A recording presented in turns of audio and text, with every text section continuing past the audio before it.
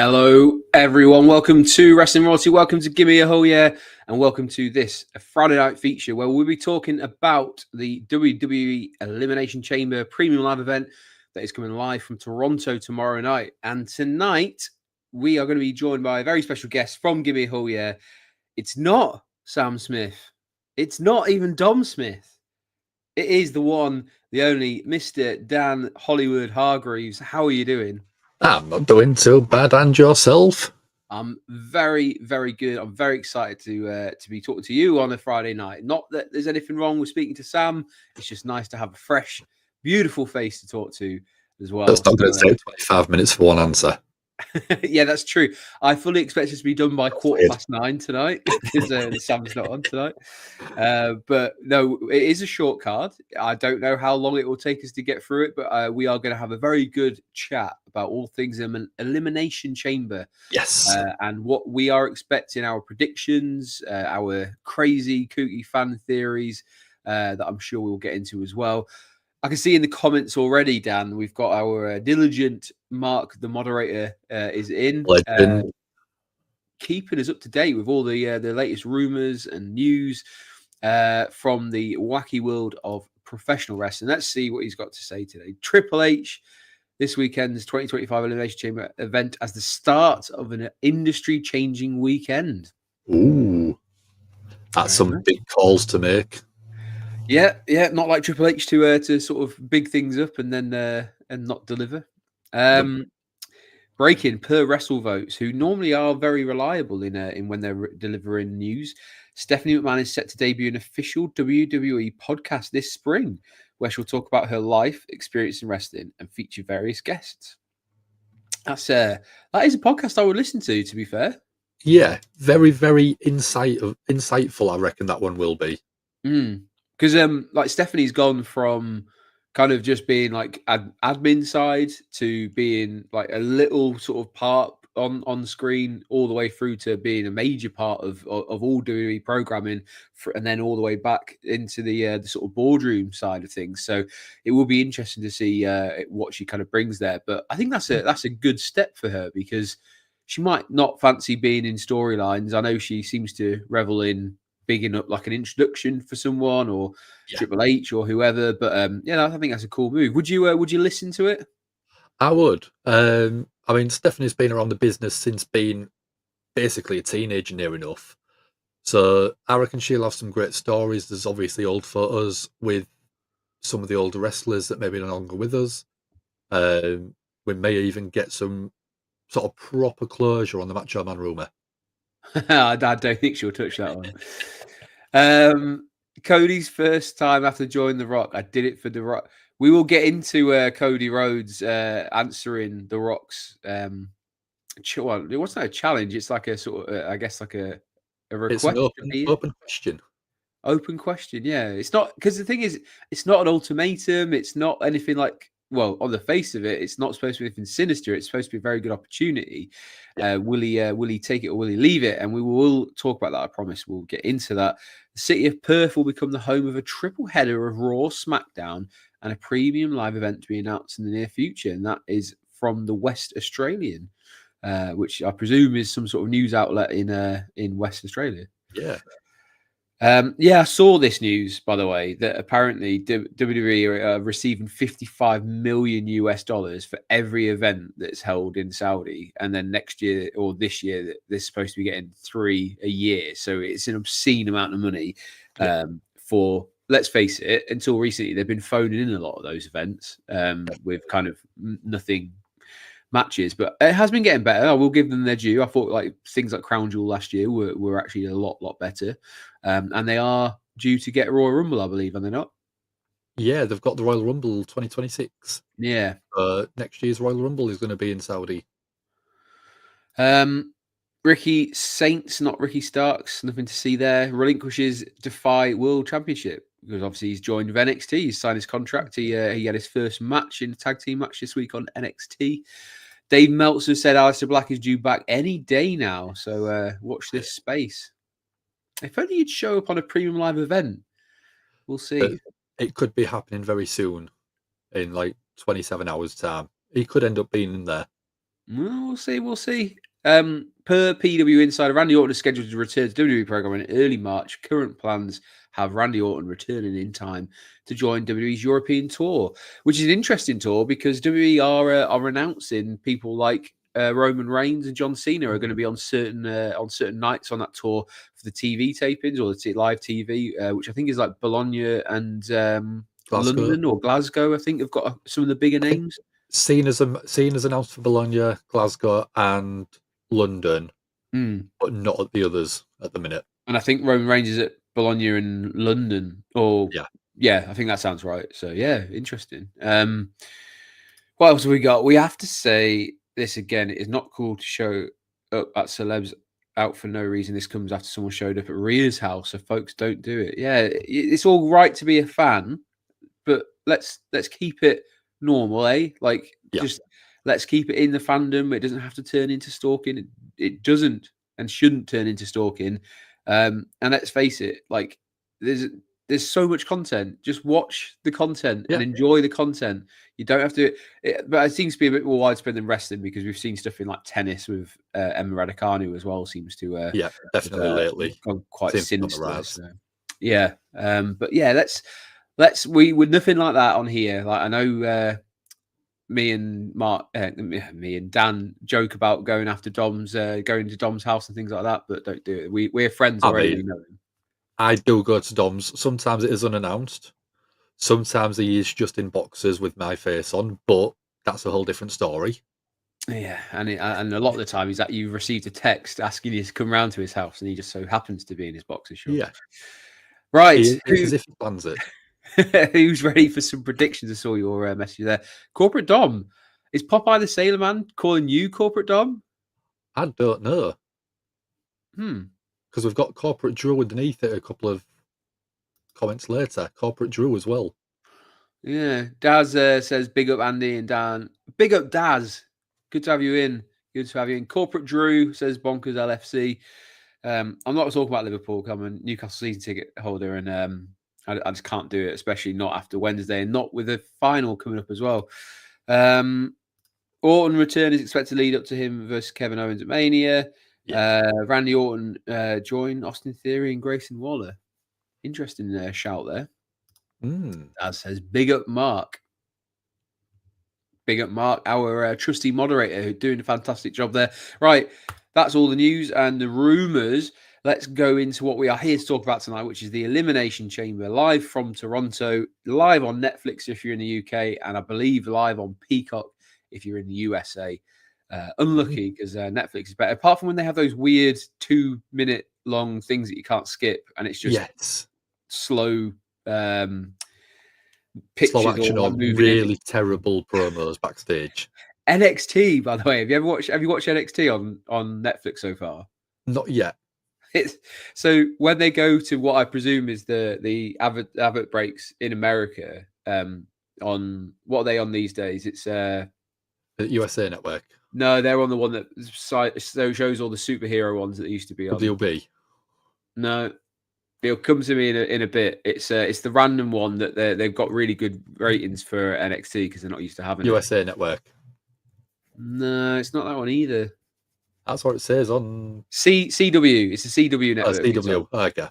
Yeah, but yeah, when it's on the CW network advertising breaks, you get these weird like things of like say Obafemi or Roxanne Perez, where it's just showing them like doing slow motion, like camera work around them, or like a move in slow motion, and it's all different languages saying we'll be back soon. It's so jarring because it lasts for like 2 or 3 minutes, and you can't skip them. It locks, so you can't even skip it. Anyway, first world problems. Let's crack on. If you haven't already, please make sure you hit subscribe on all our channels. We've got Gimme a Hell Yeah, which of course you are either watching this video on Gimme a Hell Yeah or you're watching on Wrestling Royalty. Make sure you hit subscribe on both for some fantastic content, especially when you can see Dan on a Monday. You can see AEW content over on a Wednesday, and then you've got plenty of premium live event. You've got these Friday night features which feature myself, and then you've also got Dom chipping every so often with all the spooky stuff that goes on in especially in WWE, sometimes branches out to AEW, but if you're into the sort of spooky supernatural side of wrestling, Dom has got you covered there as well. You will notice Roller Coaster Running, which is my channel, where you can catch up with my running escapades and my running journey. If you would be so kind to go follow me and subscribe over on that channel as well. And that weird little square thing you can see bottom right corner, that is WrestleSphere. That is a website you can go on and check out lots of different interviews, features, reviews, etc. Of anything wrestling. Lots of different content on there with British indie promotions. You can see stuff from North Wrestling, Burning Heart. You can see interviews with Dijak. You can see interviews with who have we got? We've got absolutely tons of people on there. Loads of them there. Yeah. So go check it out. And also another channel you subscribe to is Rebellious Noise Pro Wrestling. Those guys are awesome. We very often make appearances over on that channel. I'm sure you'll see someone tomorrow night when they inevitably do their fantastic pre-show to get you nice and warmed up for the premium live event, which is Elimination Chamber. And that is what we're going to talk about right now. We're going to kick things off with an Elimination Chamber match, which is the women's one. Dan, I'm going to come at you with the hard question straight off the bat. Who the F is winning this? It's such a hard one to call.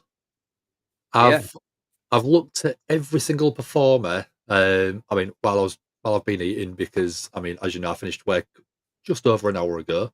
Flew home, eating, sat reading, and what I think is it's a crazy call. Give it to Roxanne Perez. Okay.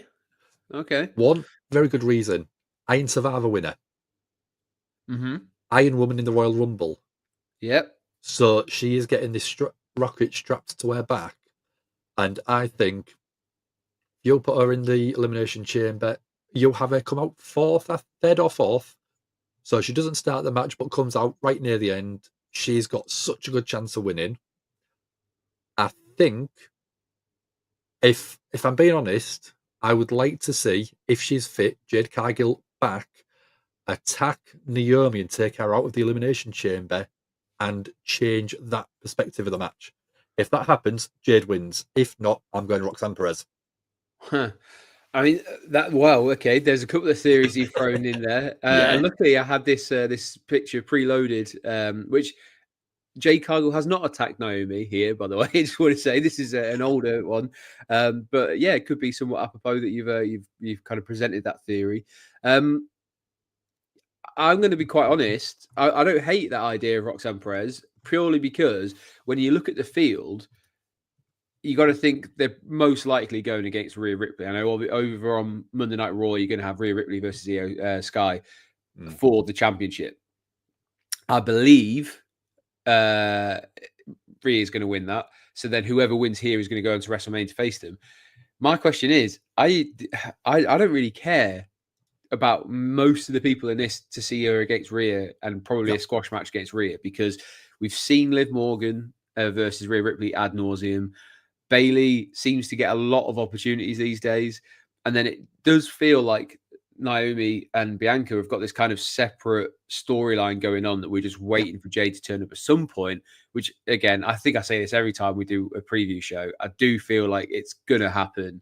We'll see some sort of involvement with Jade tomorrow night, which then kind of leaves, do you want to see Rhea versus Roxanne, which we haven't seen before? Roxanne, again, I'll add to the list of accolades that you said, two-time NXT champion as well. She's kind of representing that brand very well, but has got into it this past week with Jordan Grace as well. So there is a little bit of a wrinkle there, because is she ready to go to WrestleMania? Do they have enough time to build her into that position? Yeah, of course they do. Okay, yeah.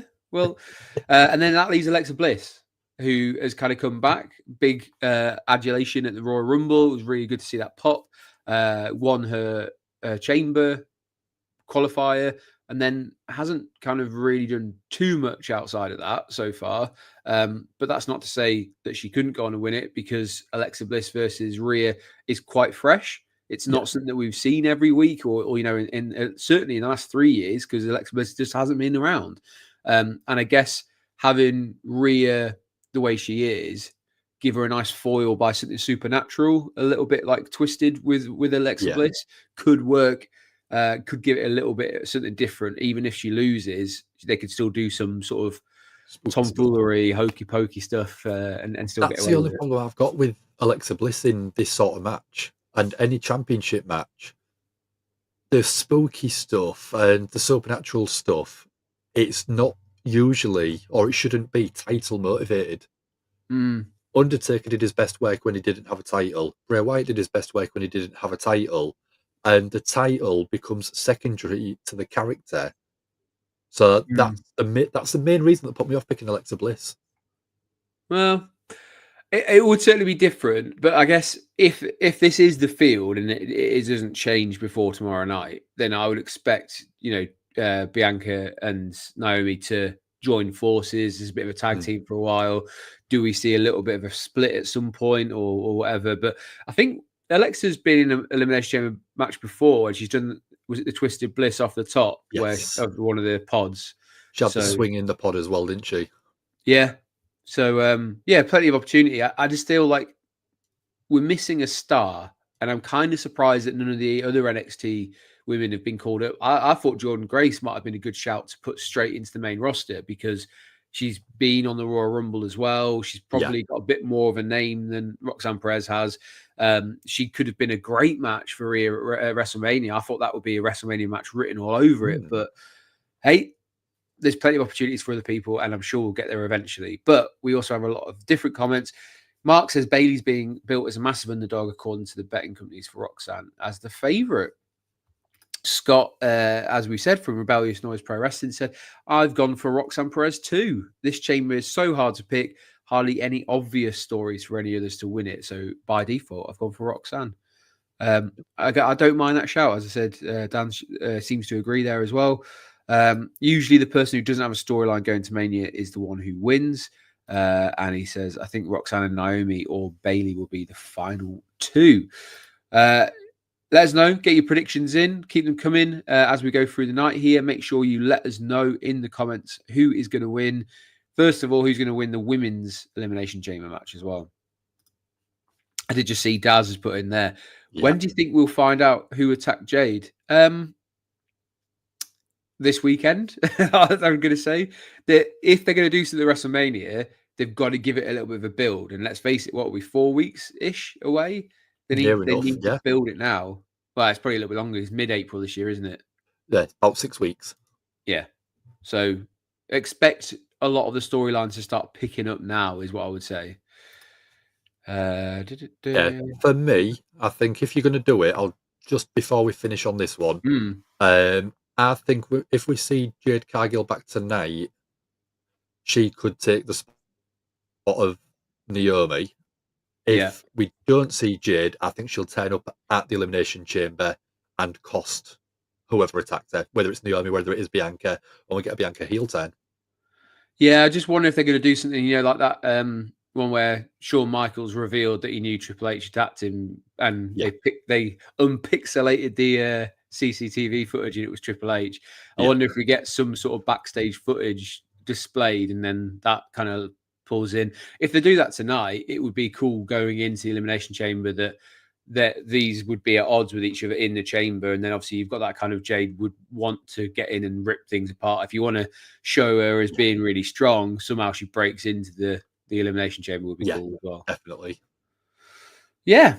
So lots of different options. Nothing obvious, I would say, which, as Scott and Dan have both kind of alluded to, it does make it interesting, though, if there's no obvious choice. It's just what I always like to kind of pre-plan if you look in the future as to who it makes sense to go for. But speaking of things not really making sense, here's a throwaway tag team match on Elimination Chambers card. We've got the women's champion Tiffany Stratton with Trish Stratus. They're really trying to trip us up with putting these names together, by the way. But the hometown hero Trish Stratus is going to be in tag team action, and she's going to be up against Candice LeRae as well as. Why is my brain just gone completely to mush there? By the way, no idea. Nia Jax and Candice LeRae, which I still don't think they've ever really explained why they suddenly became so close and tight that Candice constantly takes all the bullets for her. I don't really get that, but never mind. We've got this kind of tag team action. women's representation and tag team action is not to be sniffed at on a premium live event card. No. It's kind of all been thrown together very quickly, and it feels like it's just an excuse to get Trish Stratus in front of a Canadian crowd. But thoughts, Dan? I'll throw it over to you. Yeah, I don't think there's any way that Tiffy is losing this in the road to WrestleMania. Candice, I think, is looking at Nia as a protector because Candice has obviously had quite a bit of a losing run. So I think Nia's there to try and help support if needed. But yeah, it feels massively thrown together to get a big pop from Trish. Yeah, it's if we don't see Charlotte Flair in this match in some way, even if it's just an appearance on commentary, I would be a little bit surprised because obviously I think they're going to want to again really ramp up these storylines on this road to WrestleMania. Yeah, and I think the women's matches in particular need a little bit of a fire like lit under them. They need to give them a lot of sort of runway to get takeoff basically, because the problem we've had is a lot of people think that the women's matches should automatically get one of the night main events because it would be the fair thing to do. Rumble. I'd argue that meritocracy dictates that it should just be whatever the hottest angles are. Yeah. What do the fans want to see? And right now, does someone want to see Charlotte Flair versus Tiffany Stratton as one of the main events of WrestleMania? If they are, I'd very much question what is going on. I think they're all very capable in this match, by the way. I don't want to take away from that. And it sounds like I'm kind of sniping at it. I just feel like sometimes with the premium live events, well, for me, they should always be the hottest and strongest angles, or you use them as a chance to build. I just don't understand how this is a build to anything to WrestleMania when we already know Tiffany's going against Charlotte. And, you're right, Charlotte probably will get involved somehow, whether it be on commentary or ringside or whatever. But what's the point? Why not have her involved? She's barely done anything since she's been back other than win a Royal Rumble. I don't get it. It just feeds that whole nepotism angle that people seem to like kind of go at Charlotte Flair with. It's like, just give it a little bit, like give her something to do, make her like earn something. They kind of teased the Tiffany thing for months after winning Money in the Bank. And I personally, I think Candice is fantastic. Yet she's just there to eat the pin every week, which is disgraceful. But anyway, I'm on my rant. Turn to Sam. I was going to say that's why I think she's got the support of Nia Jax to try and change the perception of her, because when she first came up onto the main roster, I thought fantastic, someone different, fresh matchups, but week after week she ate the pin, and now I think, well, I'm not bothered about watching you anymore, and that's the issue that I think you've got with a couple of the performers. Yeah, and I also think it kind of proves as a bit of how shallow the women's roster is at the moment in terms of if you take that many people out for Elimination Chamber, you don't have much left in the sense of what else can you put on the card, because you've left Rhea's match is going to be on Raw because they want that Netflix bump in terms of people watching it. But I don't get it, because your premium live events on Netflix, I know it's not in America, but it's still very frustrating. It's this weird limbo they're stuck in because they want to leave some of the big matches for Netflix on Raw, but then you end it with a tag team match, which you could have just had tonight on SmackDown. It doesn't make sense to me. This isn't a premium live event card, and I feel like the people of Toronto are getting a little bit shortchanged by what they've been presented with. Hey, they'll enjoy it. It's fine. Scott says the only way I can see it as a build for Mania is if Trish turns heel and makes it a 3 generations triple threat match at Mania. That's what I've been running with I don't hate that idea, but it does feel like we're always trying to insert a new person into different matches, and that's what we've got to do here as well. So yeah, it's a nice idea, but I'm not mad at Tiffany Stratton versus Charlotte, because it is a new thing, and it's the kind of the new blonde versus the old blonde, and like the new era versus the four horsewomen era, but this doesn't naturally get there. It has to be, again, the shenanigans that goes on to get to that place. So it's just my frustration. Trish and Tiff to win, says Daz. Mark says, yeah, Tiffany isn't losing until Mania. Nah. Yeah, and let's face it, I'd be very surprised if they make Trish Stratus eat a pin in Toronto. Speaking of Canadians wrestling in Toronto, here we go. That was a nice segue again. Brilliant segue. Yeah, we've got an unsanctioned match between Kevin Owens and Sami Zayn. Now, obviously, we saw Kevin Owens on the last premium live event at the Royal Rumble lost his ladder match in a brutal ladder match to Cody Rhodes. I thought it was a fantastic match as well. Yes. Very different kind of ladder match, but really well and strongly presented. Against a sort of resurgent Sami Zayn. He'd been doing pretty well on Raw and picking up big matches, big wins, sorry. And then was attacked the Raw after Royal Rumble by his seemingly best friend, Kevin Owens. What have you thought about WWE revisiting this often visited rivalry and the kind of the turn and how we've got to this match in particular? I mean, the story itself hasn't been the best version of these two coming together. Mm. I mean, obviously you had the NXT one where KO debuted, powerbombed Sami Zayn on the April immediately after winning the NXT title. Unbelievable. We then had Kevin Owens and Sami Zayn going against each other at War Games a couple of years ago with the Bloodline involved. Again, really good story, really good character work from both. This one, I think it's just, I don't know if it's a build to another WrestleMania main event level match. But obviously, if Randy Orton's back and it's him versus Kevin Owens, that might be a better match because it is more story driven. These two, you could put either one of them in the ring with a broom and they will still pull out a 5-star match. Yeah. But putting them in together, if this isn't the highest rated match of the night of at least 5 stars, I would be shocked. Well, it depends who's giving out the 5 stars. Because let's face it, Dave Meltzer isn't giving the WWE. The ratings that you should pay attention to. The Mr. Dan Hargreaves rating, get a 5-star match out of it. Absolutely. I tend to agree. It's the weakest of their sort of build up so far, but you're going to get, you pretty much guarantee magic no matter when you put them together. And the one thing I would say is when I was looking through and trying to do sort of like notes and research before coming on air, which surprisingly for some of you I do, I feel like I'm missing something. It just seems to have, this match has just kind of appeared because they had the beatdown and then they just haven't really kind of followed through with it much afterwards, right? Have I missed sections out or? Don't think so. I think we might find something more out tonight, but that's about it. Yeah.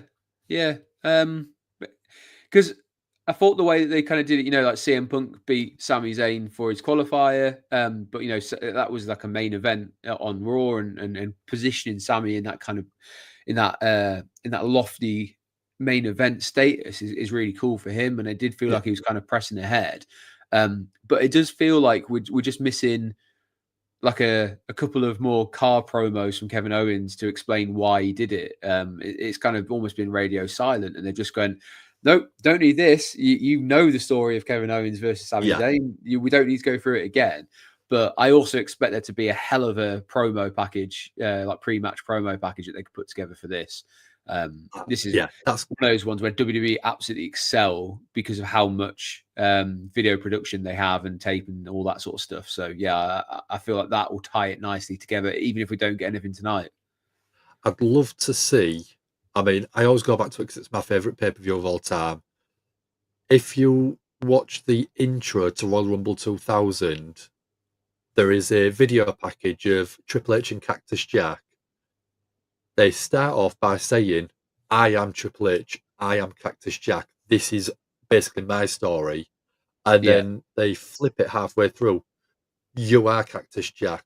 You are the one that's going to get beat. And Cactus Jack obviously retorts, you are Triple H. You are the game. You are the champion.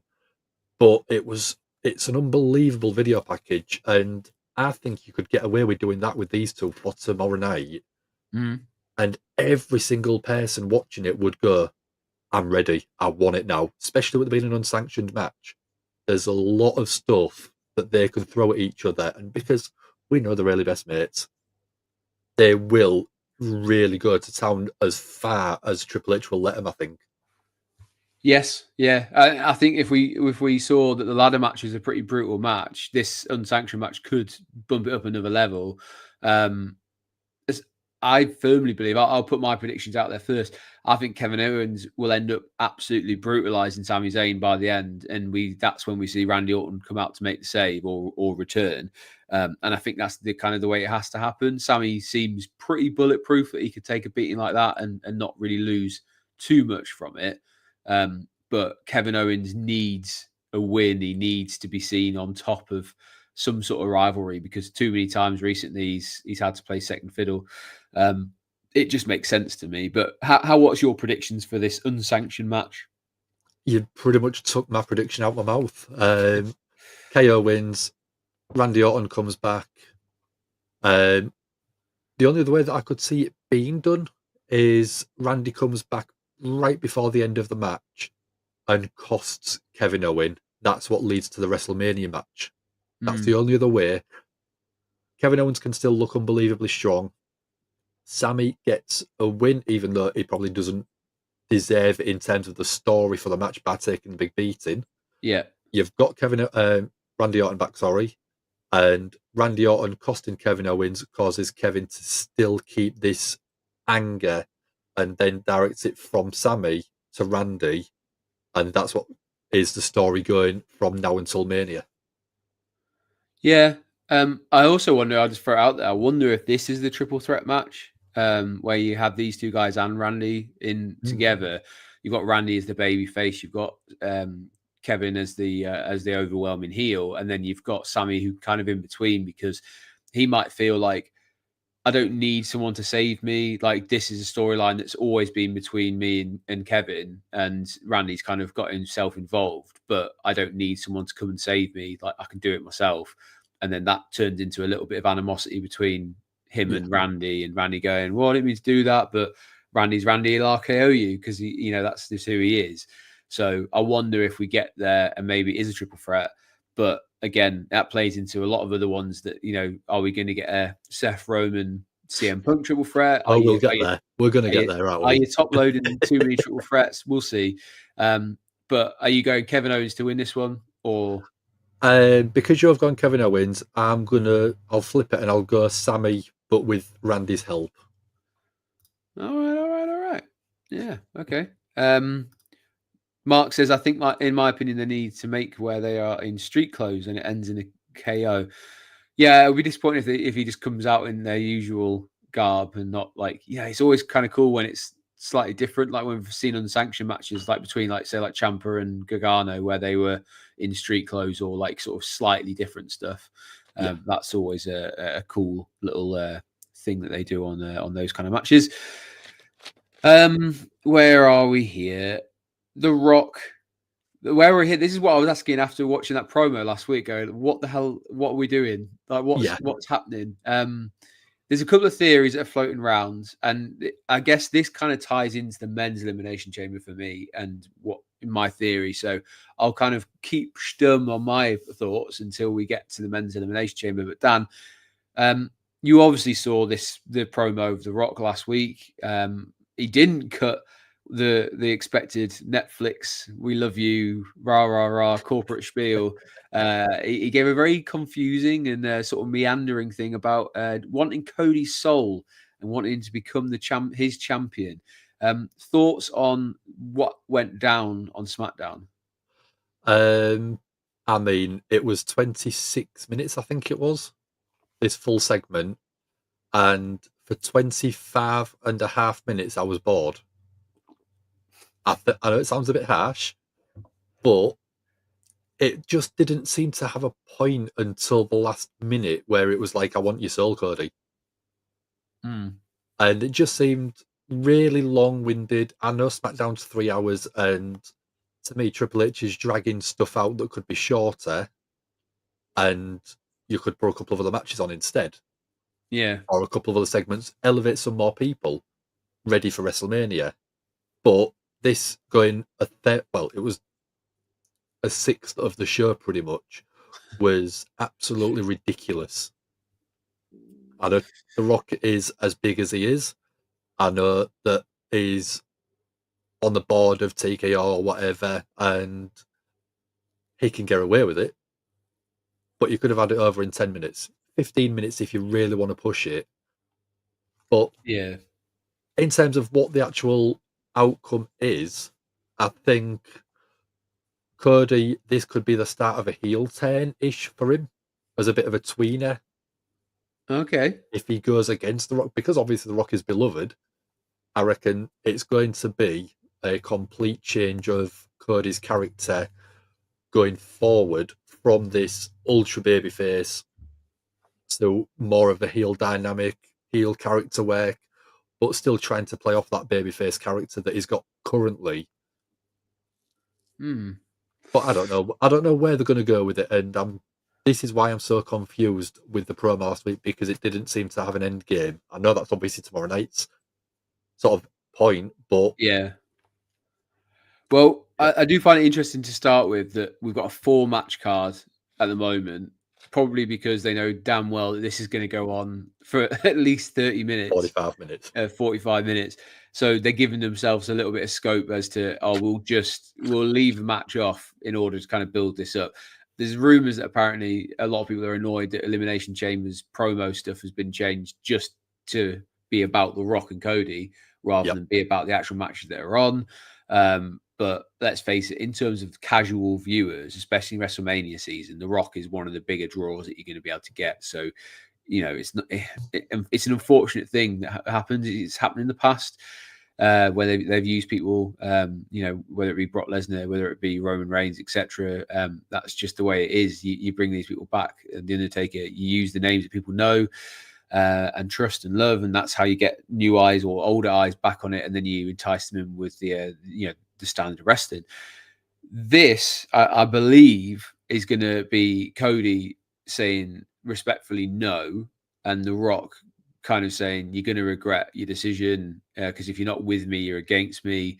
And then I believe you'll see who he is going to now pick is going to be his champion or the challenger, and then to become the champion, which leads us nicely onto the 6-man Elimination Chamber match, which I believe will be the main event, which will see Damian Priest versus Logan Paul versus Seth Rollins versus Drew McIntyre versus CM Punk versus John Cena in his last ever Elimination Chamber match. Stacked field, stacked main event. Before I kind of go into my crazy idea, who have you got as winning this? I've got, again, I really, really, really want Cena to win it. But there is a hell of a lot of rumours that are changing what my idea is, and everyone is changing online saying Drew is going to be the winner. Yep. I'm sure you've seen the rumours. I'm sure you've seen that speculation online. Yeah. I'm exactly the same as you. Like I am. I don't think I've been this desperate for someone to win a match in a long time where I want John Cena to win. And I think there's a lot of people that are in that boat or in that camp. I think people are trying to will it to happen, which generally means it won't happen, unfortunately. The Drew McIntyre stuff, I think, fits really nicely into the Rock stuff, where him being jilted by Cody and turned down, I think he'll then go on the lookout for someone that he can seemingly control and give an opportunity to. And Drew McIntyre, who feels like he's constantly been screwed. And I think The Rock helps Drew McIntyre win. Now, the tie together is obviously that presentation of the Claymore that he did when he signed the new contract, which was gifted by The Rock. You kind of say, The Rock's been grooming Drew McIntyre into this position, ready to be it. Drew McIntyre says, if you can't beat him, join him. I've been screwed continuously. It's about time that I didn't sell out. I bought in. The same as Seth has kind of said in the past. But Drew wants to give himself an opportunity, and he sees all these other people doing it. So why not him? Like he's tried to do things his way, it didn't work. He's going to try it the way he perceives others And I just think it kind of ties nicely. And then you get Drew versus Cody. Cody then becoming the overwhelming babyface who's trying to fight the system, and it's kind of feel like maybe that's the way they go. And then if he does lose in the future, he then kind of laments his decision of maybe I should have taken The Rock's offer and that sort of side of things. So it's multifaceted, but I don't know where that leaves Cena. I don't know where that leaves Punk. I don't know where that leaves any of the other people in this match.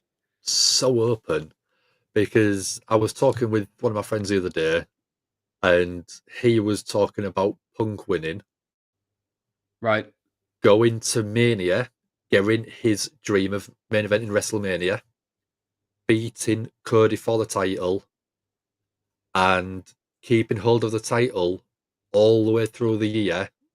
And the last match Cena has is for the title, wins the title off of Punk, jumps in the crowd. Well, I love that. Yeah, It's just really nice symmetry of a previous story, which we all know, Money in the Bank 2011.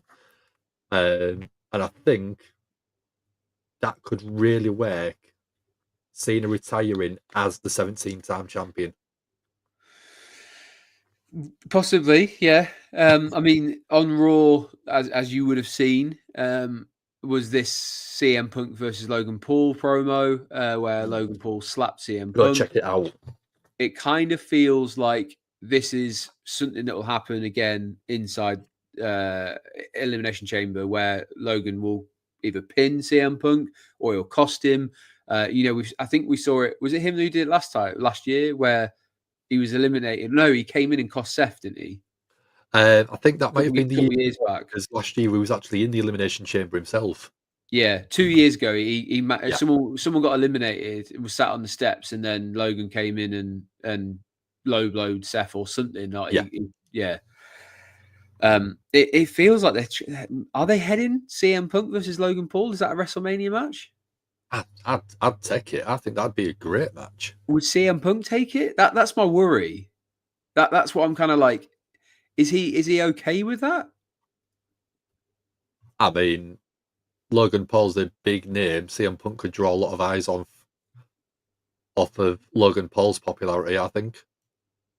Yeah, I mean, there is that. I guess, like, if you can't have a WrestleMania be a main event, then you want to be the one that everyone talks about. And I'm sure they could put on a good match. The fact it's not lost on me, the fact that Logan Paul's moveset is pretty much Hangman Page, which is hilarious if he does have a match against CM Punk.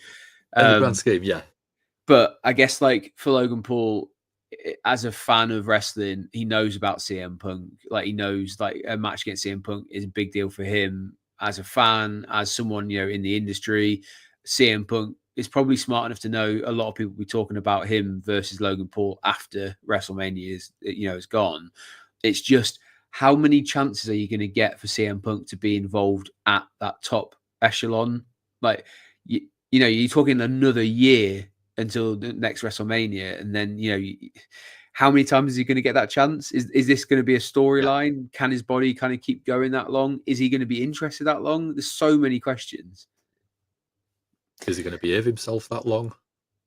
And don't get me wrong, I do feel like it seems like he's very happy in where he is and what he's doing. He does feel like the sort of most content CM Punk we've ever seen in a wrestling ring. But I guess, like, everyone's kind of, it's like a car crash that you can't look away from. You know it's going to happen at some point. It's just, how bad is it going to be? And I feel like I've got a CM Punk. My wife bought me a CM Punk t-shirt for Valentine's Day. I'm a huge fan. I don't want it to go wrong, but you always have that little nagging doubt that, like, how long is this going to last for? And I just worry that a Logan Paul match at WrestleMania is not enough for him, like to kind of ease that want inside of him for a WrestleMania main event. But maybe that's just me. Someone mentioned it. Was it Mark? Yeah, honestly, Seth's promo about it was way better than The Rock's, because Dwayne's one had to be edited.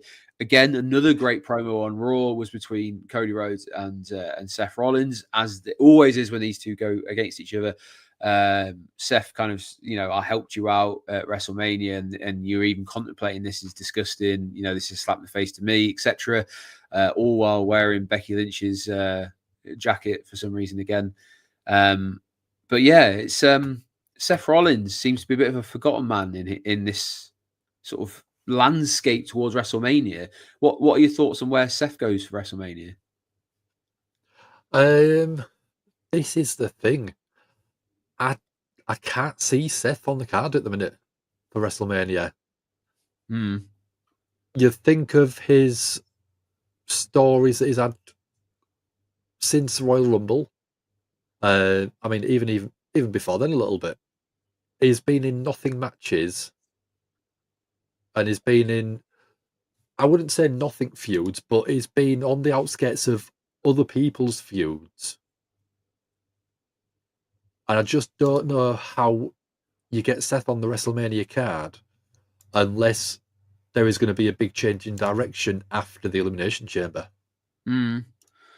Yeah, I mean, the obvious one is it feels like it's ready for this massive epic story between him and Roman Reigns to finally give us a WrestleMania match between the two of them, where Hmm. we've had all this build. It is probably one of the most steeped in lore that WWE possesses, and they kind of keep teasing it every so often that we're going to get another run with the two of them against each other.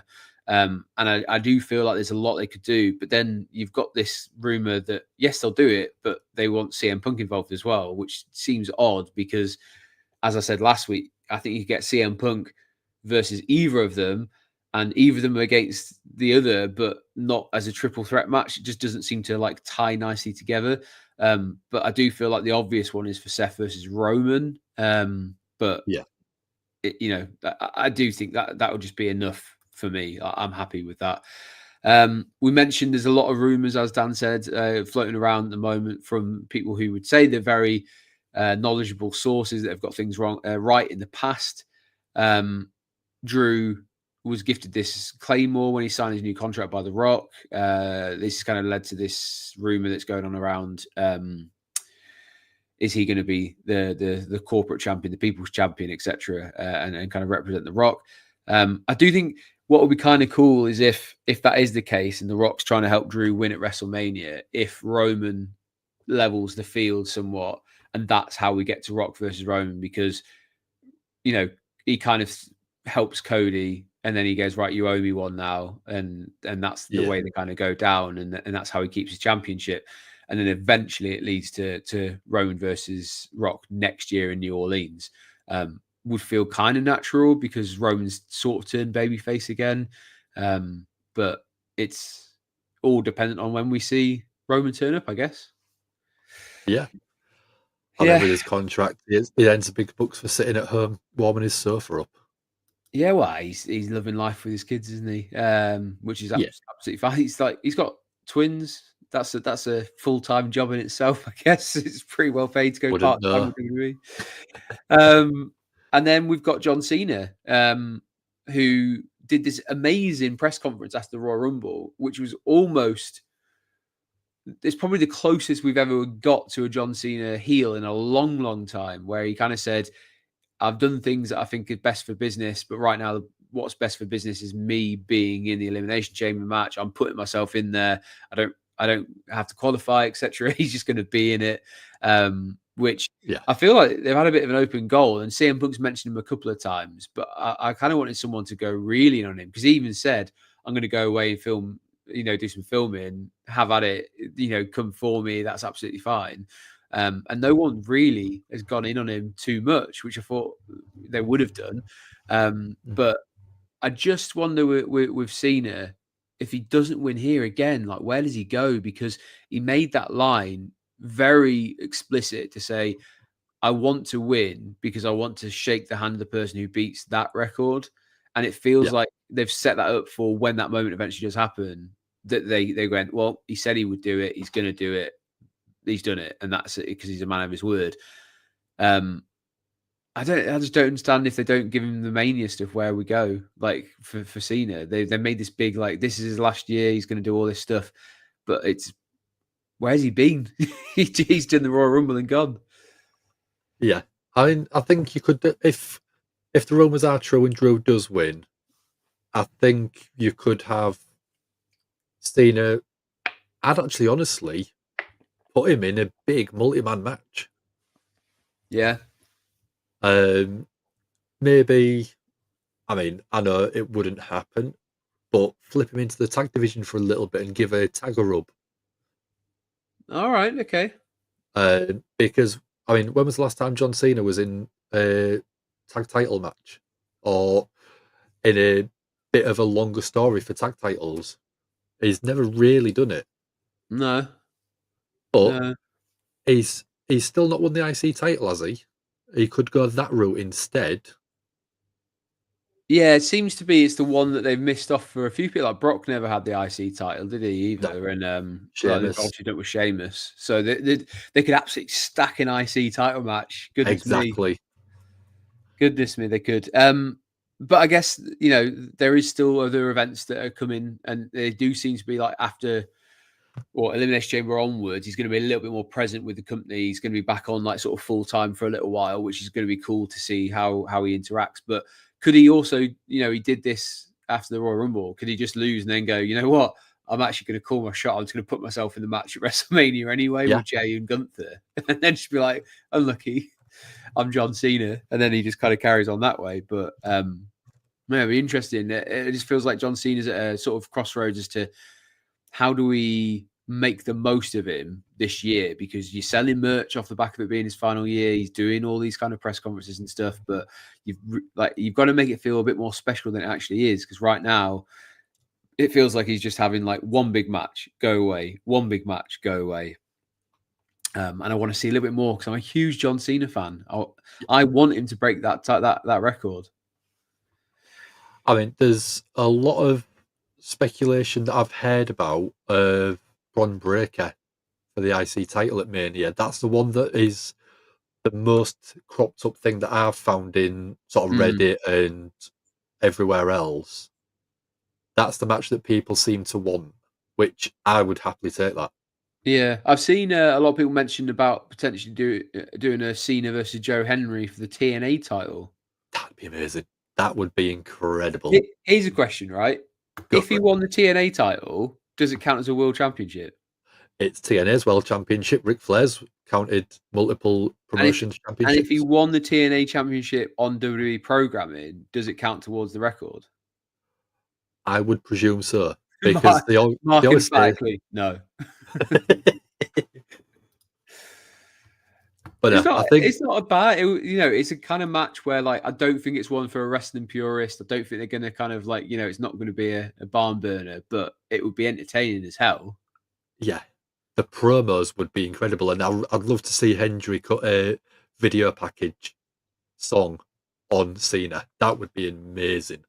Yeah, yeah. I do wonder if you had John Cena versus Joe Henry for the TNA title on a WrestleMania card, if TNA would be like, you know what, I would kind of take a loss for the TNA champion to John Cena at WrestleMania, because that's going to do a lot for TNA if he then has to show up on TNA and at some point it's going to drop the title. Like that's a big thing for TNA to do as well. So it does feel like there may be a little bit more behind that than meets the eye at first, because you kind of, I think a lot of people will just go nah, but then you go actually it's not a bad idea. I mean, if you haven't, just to point it out there, go on YouTube after we're done and search Joe Hendry Drew McIntyre video. I'm blue dabba dee dabba Yes, da, or I'm Drew it dabba dee is dabba da. incredible. It is so funny if you haven't seen it. And this is the level that you can expect from Joe Hendry. And imagine if he had the WWE money and the access to the library to create a John Cena video package. It would be insane. Well, you can go check that out just after. We are going to wrap things up there because we've got to the end of a very short card for Elimination Chamber, and we've gone through. It's probably because The Rock and Cody's going to have a big chunk of time allotted to them as well. But yeah, let's see what happens, because although there's not a lot of obvious choices and it's not a sort of overwhelming prediction that people are going with, it does make for interesting viewing. So yeah, definitely check that out. Dan, are you going to be? Are you going live tomorrow? I am. So if you are around and you are watching the show, come check us out on the Gimme a Hull Yeah page. I'll be live streaming from about 10 to 15 minutes before, just recapping some of these predictions. But full card from top to bottom, even the crazy Cody and Rock segment I will be covering, don't worry. So yeah, tune in tomorrow, and the best way you can do that is by subscribing to Give Me a Hall Yeah and hitting that notification bell. You'll see exactly when Dan goes live. You'll get that notification happening. You also make sure you check out the Rebellious Noise Pro Wrestling preview show tomorrow. They will take you through pretty much to when Dan will be going live. So it kind of works out very nicely. We're a big wrestling community. It's always good to join those guys. And I look forward to listening to what Scott and Lucas and the gang go through tomorrow. You never know who might show up on one of their streams as well. I'm sure they'll take some of the stuff we've talked about tonight and talk about even more as well. So make sure you tune in to see effectively a part 2 preview. And it's always a good way to get excited for premium live events as well. Make sure you hit subscribe on Wrestling Royalty, on WrestleSphere, and on Rollercoaster of Running as well. It's always fantastic to have you in. You can see in the comments, Dan has put a couple of Joe Henry's best ones. I'd also put in there, by the way, Joe Henry going against Scotty Too Hotty, North Wrestling. It was fantastic. Go check that one out as well. Speaking of North Wrestling's got a show tomorrow night. The NCL Cup is up for grabs. I also believe it is Burning Heart Wrestling tomorrow, which has got people like Dijak is on the card as well. So go check that out if you're in Manchester, Liverpool. That is happening over the weekend as well. You can check out more information over on WrestleSphere.com. So go do that. You can see in the comments, there's loads of stuff you can go watch Joe Henry. Like you'll end up getting sucked into a wormhole where you or just a YouTube spiral where you watch about 8 to 10 videos that Joe Henry's done. You'll probably end up with cats talking at some point as well. That usually happens on any of my YouTube spirals. Yeah, screaming goats, all that sort of stuff that's always up there as well. Tom joins right at the death as well, says, "What's up, my dudes? Go check out Tom's channel, Tom Talks Rubbish, for some fantastic interviews with wrestling journalists as well." So big shout out to Tom. We could talk all night, but we have had a fantastic time talking about Elimination Chamber. Thank you very much for joining us. If you are watching wrestling this weekend, I hope you enjoy it. There's plenty to be had, especially the Elimination Chamber. But for now, we'll catch you on the next one. This has been Gimme a Hole Yeah. This has been Wrestling Royalty. He's been Dan. I've been Andy. Have a great weekend, guys. We'll catch you soon.